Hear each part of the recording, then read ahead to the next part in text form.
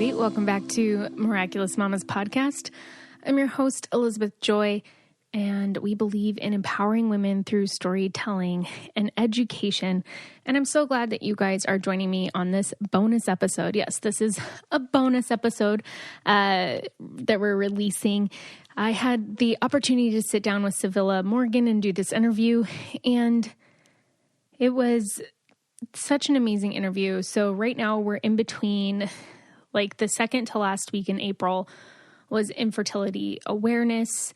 And then May is maternal mental health awareness. And I thought this would be a good time to release this episode to you guys because Civilla shares her story of dealing with infertility, but also she started a community and just goes so much deeper into it because she's really passionate about the community of people who are childless, not by choice. So people who wanted to have kids and couldn't for whatever reason. Maybe it's infertility, maybe it's they never met the right person, or who knows. So she dives into it with us and is able to share her heart. She's able to share, like I said, her story, but also everything that she is doing in the community.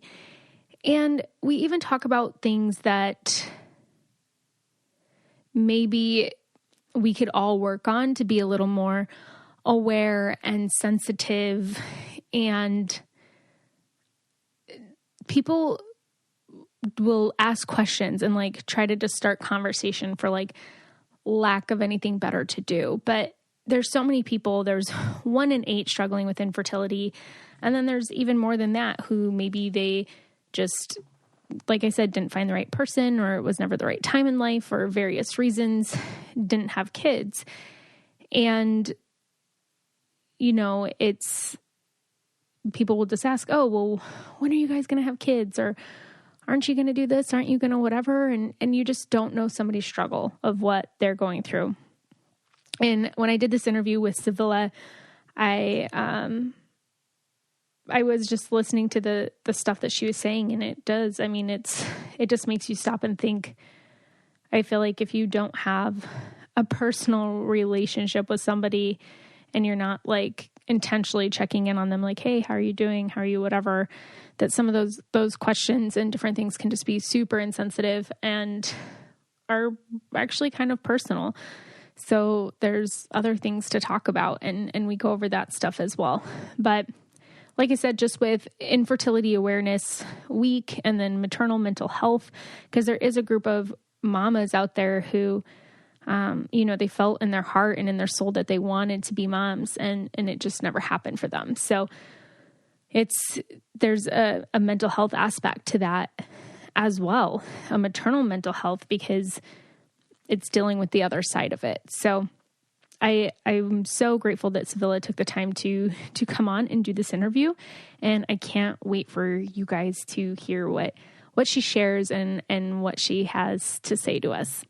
All right, everybody, I have Civilla Morgan here, and she speaks to, encourages, and motivates the childless, not by choice demographic globally through her podcast and platform called Childless, Not by Choice. And I'm so excited to bring her on. I met her in Orlando in August and heard a little bit about what she was doing. And I thought that it's such a powerful message, and I really wanted to get her on. So thank you so much for being here today.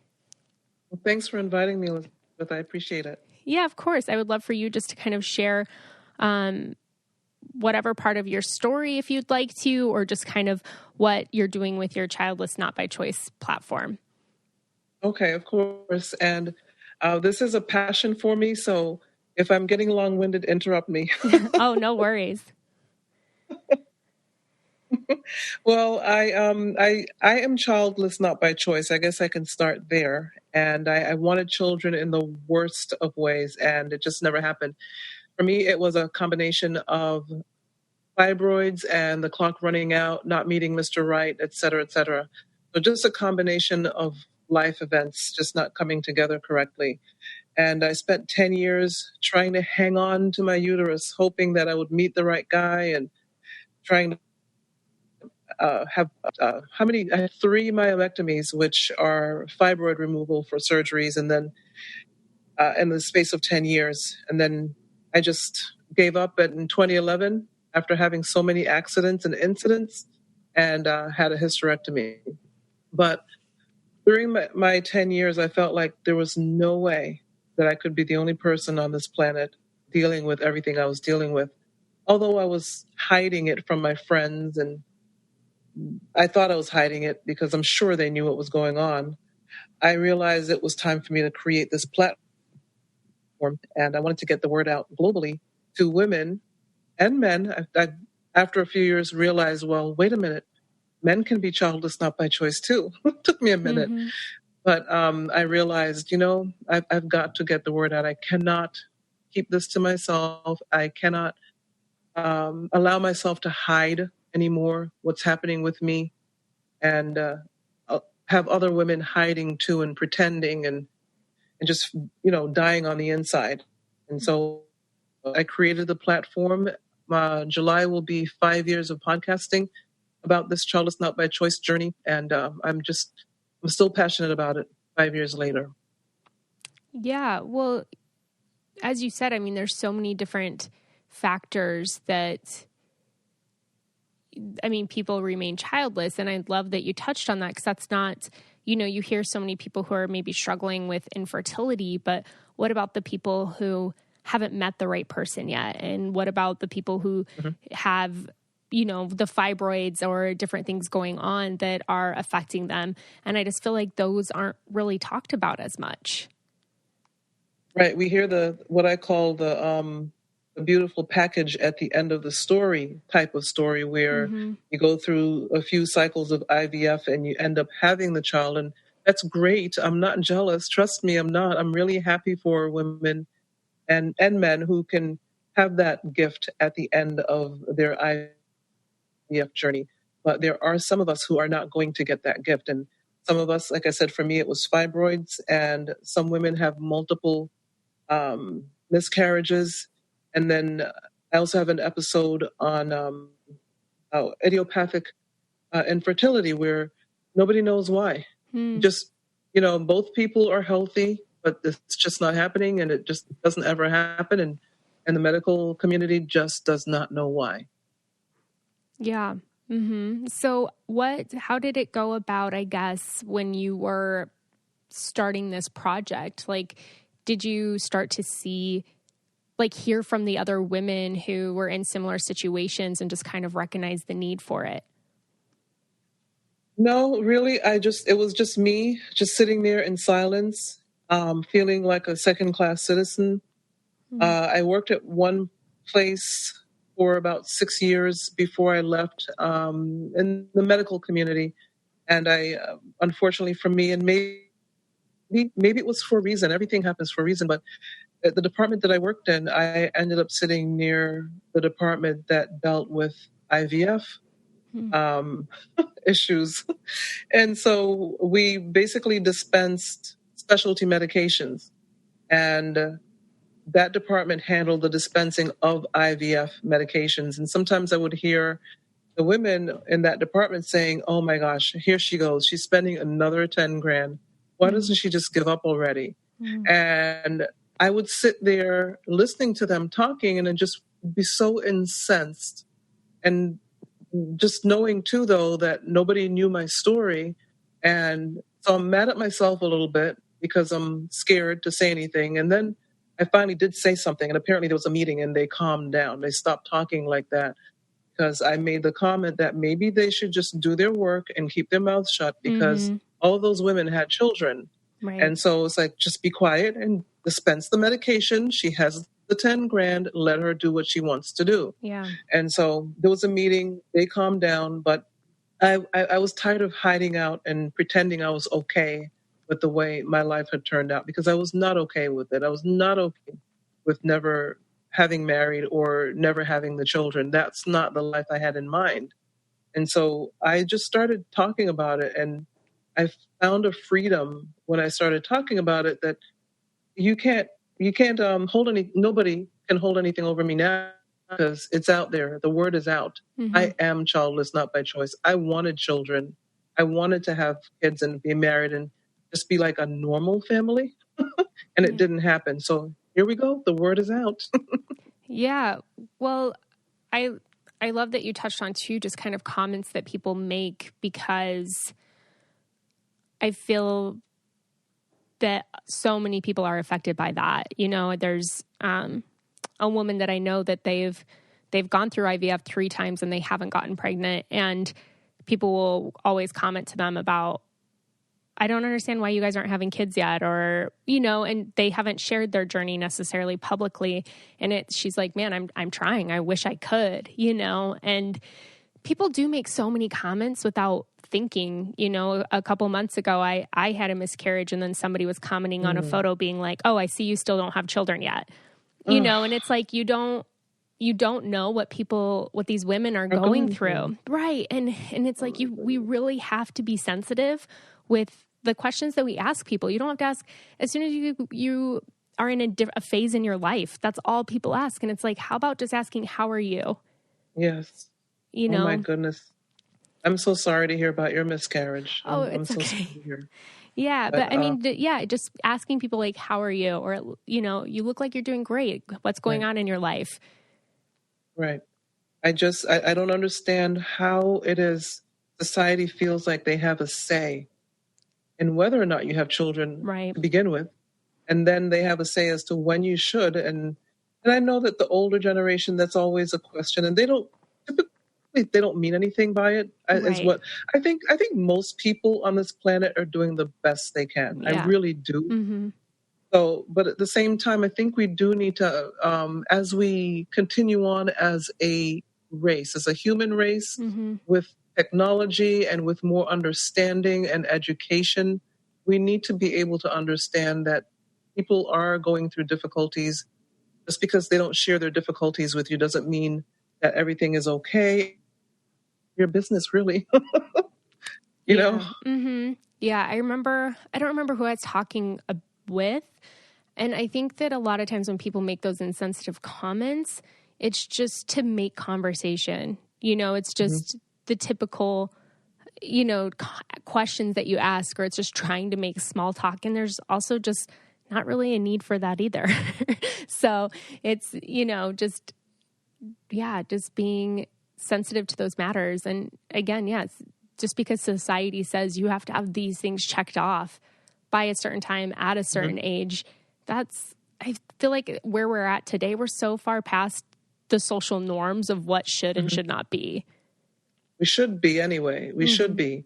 And you know, those social norms, quote unquote, they add a lot of pressure to people. And whether we want to admit it or not, yes, it feels, even although at an age now where I wouldn't be having children anyway, I'm still, there's a little bit of pressure because now people are talking about grandchildren now. And my brother, in fact, is about to, his oldest son is about to have their first grandchild. And so it's, you know, it's a different feeling now. You know, it's like it's like the journey never ends, I guess is what I'm going to say. The journey of being childless, not by choice. It's a never ending of firsts and next levels and layers. And then we have to make the decision to be okay with how things turn out. There's nothing we can do about it anyway. We can't change things. We can't go back in time. We can't fix the childlessness now. Our best bet is to do the best with where we are and live the best with where we are. And it's loss, you know, it's a loss. And so you don't get over a loss. I lost my mom in May, and I'm never going to get over that my mom is gone, but I'm taking it one day at a time, and I am dealing with it and living with it, but I'm not going to get over it.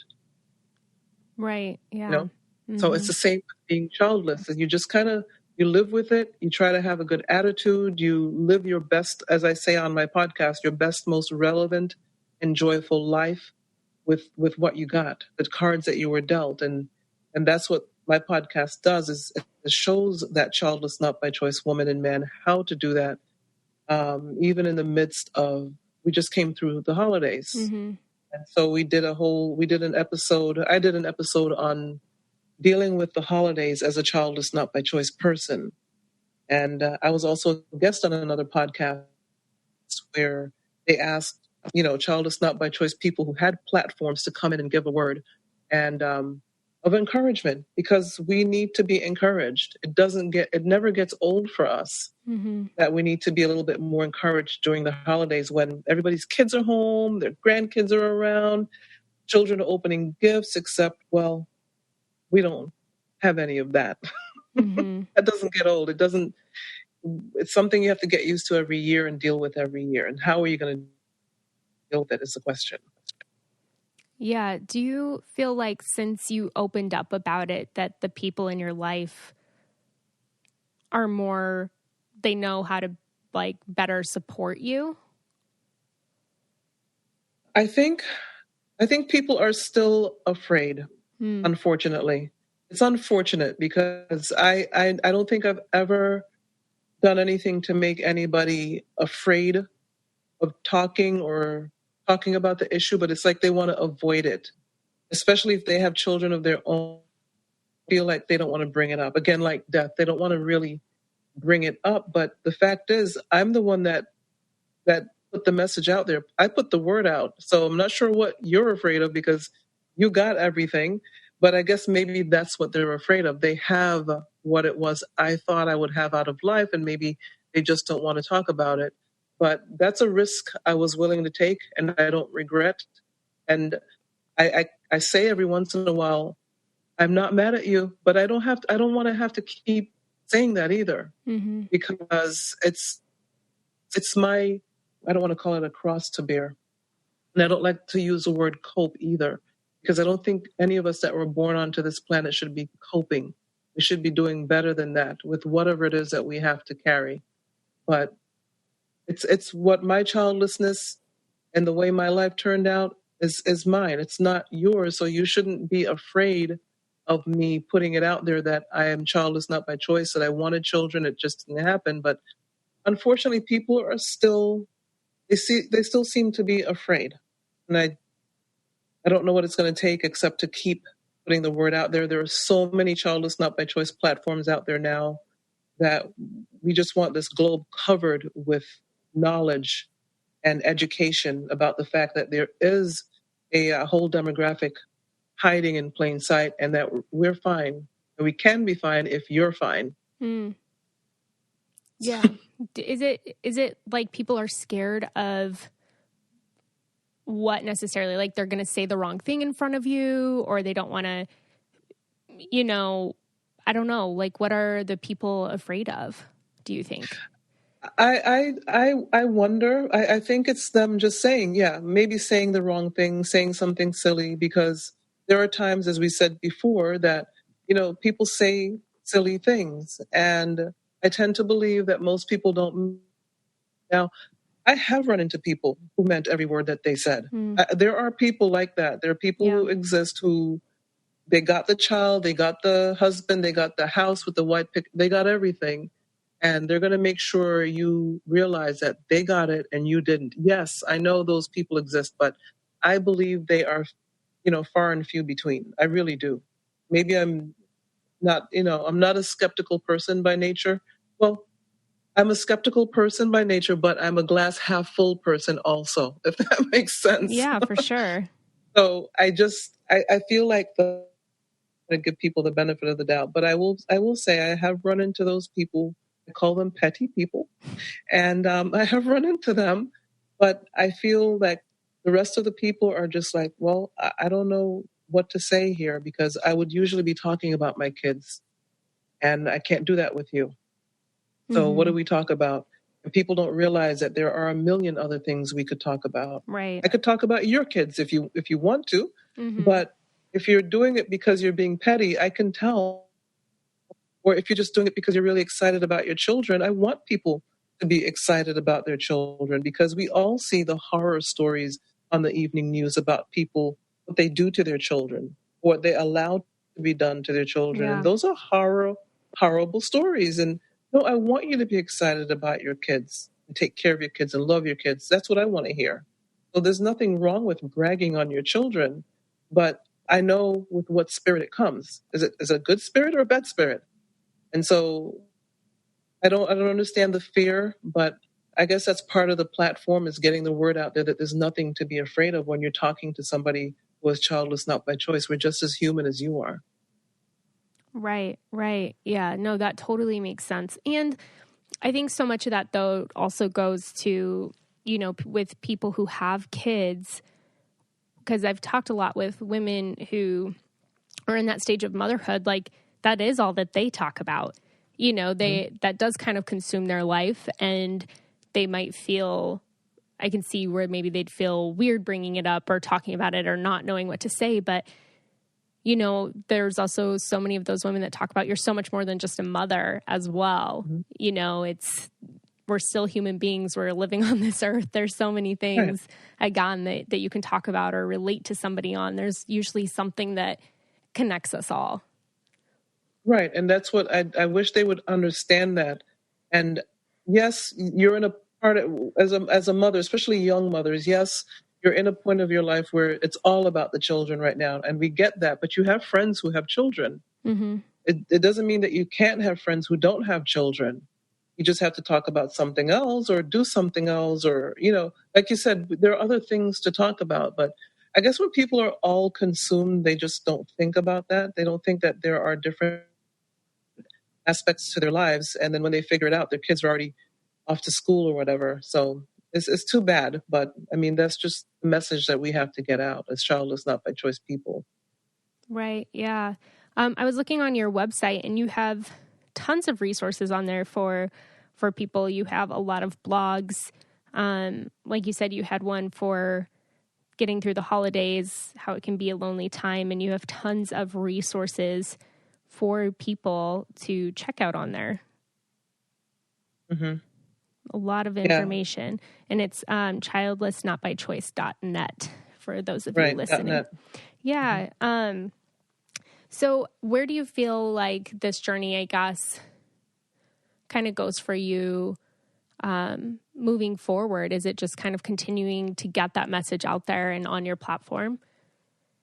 I feel like it is, because I know we're 5 years in. I'm at 115 episodes with the one that comes out this month, episode 115, I believe.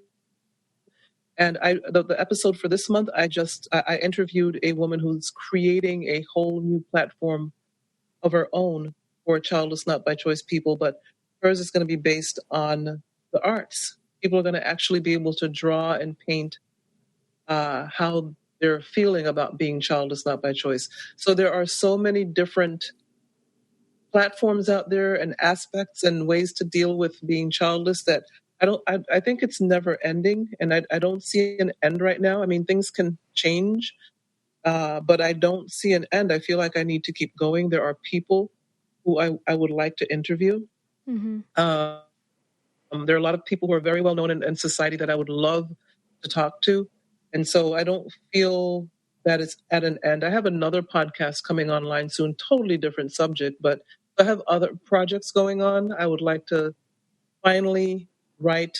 I've written 2 books. I have a devotional, and I have another book, again, totally different subject matter. But I feel like there's so much to do on this platform. There's so much to say and so many people to reach.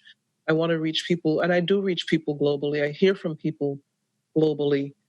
The first woman I ever heard from is in Australia, and when she found out about me, she had downloaded all of my episodes, she told me, and listened to them from work. Fast forward to now, she was able to get a surrogate, and so she now has a child. But we remain friendly. We chit-chat once in a while. She's not in the group anymore because the group on Facebook is for women who don't have children and never had children. But we remain friendly. And she's basically telling me that I took her through her journey and kept her from losing her mind, basically. Mm-hmm.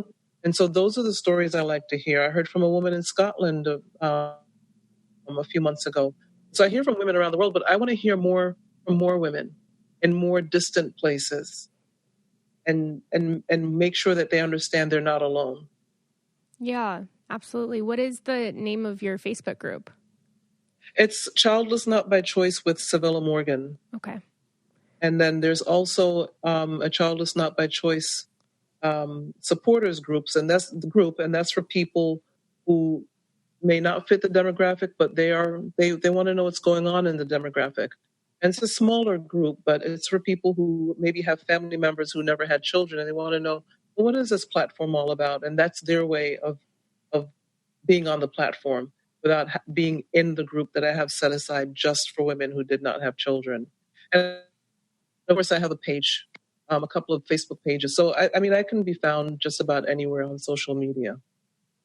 Yeah, absolutely. Thank you so much for sharing with us. Again, your website is childlessnotbychoice.net.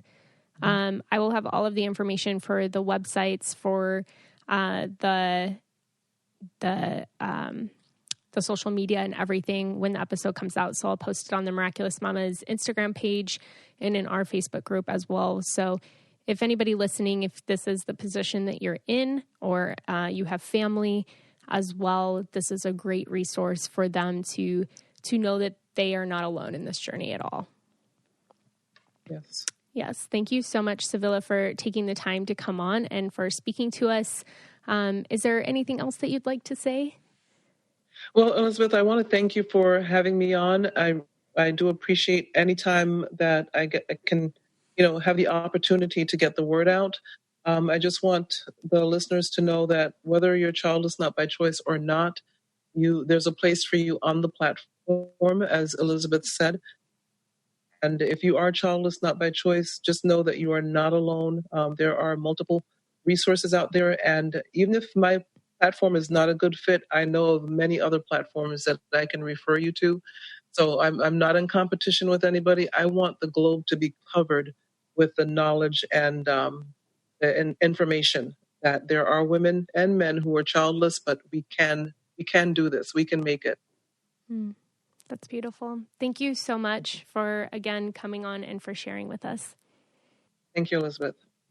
What a cool woman, man. She's awesome. I met her in Florida, in Orlando. I went to a podcast convention in August, and she and I were in the same like learning session. And I just ended up talking to her and asked for a card, and then reached out to her just because I feel like this is an important conversation to have, whether,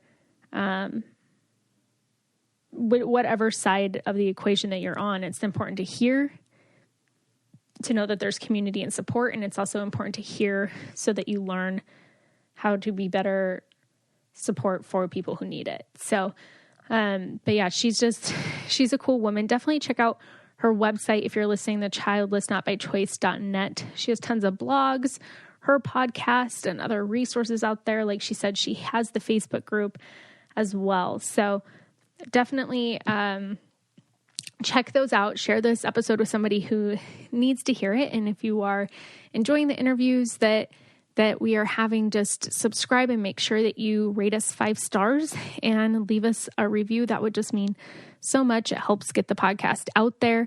Also follow us on Twitter, Instagram, and Facebook at Miraculous Mamas. I love you guys so much. Kind of just kept this episode a little bit shorter, and I wanted it to be an episode without any ads or interruptions because I felt like the story was really important for us to hear. And May is going to be awesome. We have some awesome guests coming on. I cannot wait to share with you a lot of fun conversations. I feel like right now we definitely need some laughs and some lightheartedness, but there's also some more serious conversations and always some education. We have Jen Lilly coming on soon. She's going to talk to us about foster care awareness. I learned so much in that interview with her about the statistics of kids and of how little it would take for us to do to actually make a difference. So she shares her heart. She's awesome.